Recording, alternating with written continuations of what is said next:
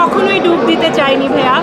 আমি সবসময় নিয়মিত থাকতে চেয়েছি, কিন্তু ওই যে কাজ ওরকম হতে হবে যেটা সবসময় তুফান সৃষ্টি করবে। Raihan Rafi is a hit machine director. ওরা আমাকে সাহস দিয়েছিল বলে আমি সাহস নিয়ে নামতে পেরেছিলাম এবং কাজটা করতে পেরেছিলাম।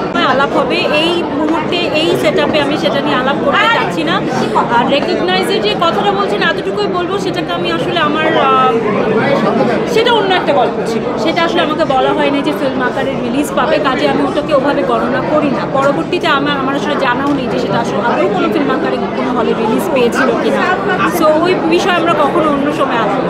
এই সিনেমার ক্ষেত্রে অবশ্যই আশা করছিলাম, যেহেতু Raihan Rafi is a hit machine director বলা হয়, উনি ব্যাক টু ব্যাক ওনার সিনেমাগুলো বেশ সফল হয়, এবং অফকোর্স সবচেয়ে বড় বিষয় হচ্ছে শাকিব খান রয়েছেন এই সিনেমায়।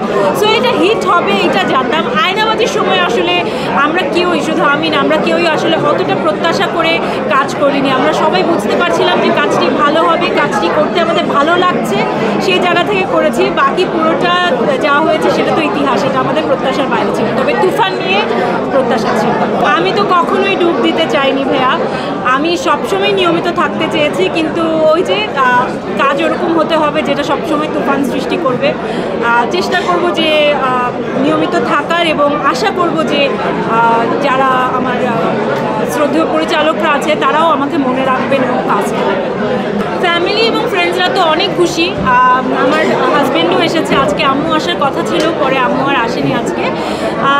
আমি একটা কথাই বলবো যে তারা আমাকে, মানে আমি যতটা না এক্সাইটেড ছিলাম, আমার হাজব্যান্ড, আমার মা, আমার তো ছোটো একটা মেয়ে রয়েছে, তো তাকে যে দেখাশোনা করে, তারা এতটা বেশি এক্সাইটেড ছিল। এবং তারা আমাকে, খুব স্বাভাবিক, যখন আপনার একটা 2 বছর 2.5 বছরের বাচ্চা থাকে, তাকে সামনে আপনি কিভাবে একটা ফুল ফ্লেজেড ফিল্ম করবেন, সেটা একটু নার্ভাসনেসের বিষয় থাকে। বাট তারা আমাকে এতটা সাহস দিয়েছে এবং বলেছে যে না, তুমি যাও, আমরা সামলে নিব।